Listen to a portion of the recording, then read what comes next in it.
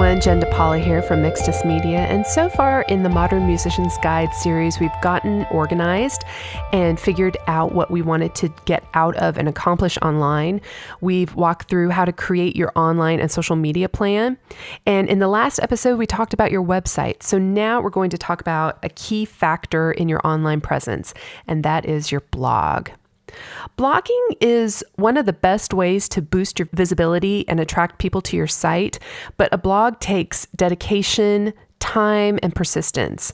That's why creating a schedule like we did in the second episode is so helpful.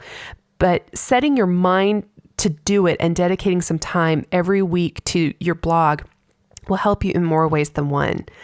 And here's the thing, being a musician who blogs, you are living a life that many people have only dreamed of.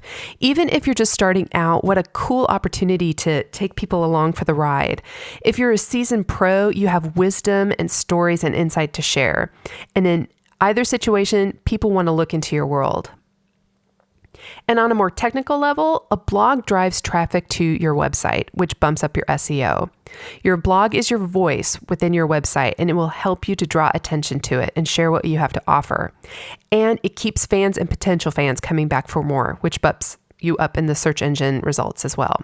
So here's some insight into blogging. You need to create quality content. Remember how we went through who your audience was in the first episode and figuring that out? Who do you want to attract to your site? Who is the person that you're talking to? By creating content for your blog that is relevant to them, quality overrides quantity. So coming up with topics that relate to who your audience is really important. Being consistent. And this is probably the biggest downfall for bloggers, but the schedule that we created in the second episode will really help significantly with that if you stick with it. Ideally, you would blog every day, but if you can't commit to that, at least dedicating 2 to 3 days a week to doing your blog is essential. You can only get out of it as much as you put into it. Non-written content posts. Who's ever said that all of your blogs have to be word heavy? You can incorporate photos and video into your blog, and using pictures if you're driving to your next gig or of your gear, recording in the studio, whatever you have going on, share it. Put yourself in the mind of a fan. What would you want to see from your favorite bands? And apply that to your blog. Check out what other bands are doing for inspiration. I'm not saying to blatantly copy them, but drawing inspiration and coming up with something that fits your band and your style and your audience is a good point. How-tos. Now, hear me out on this one. This is a cool opportunity for you to show some hidden skills that you might have or something else that you want to share. I once saw a blog by a guy who was fixing an old amp. He took pictures of the process and then he wrote short snippets about what he was doing and showed off the final product, and it was really cool.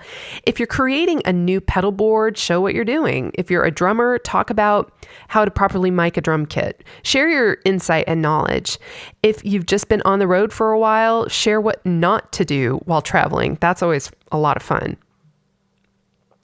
Sharing a review. Do you have a piece of gear that you absolutely love? Why not write a blog review about it? Did you ever find an amazing album or band that you found while on the road? Share your thoughts.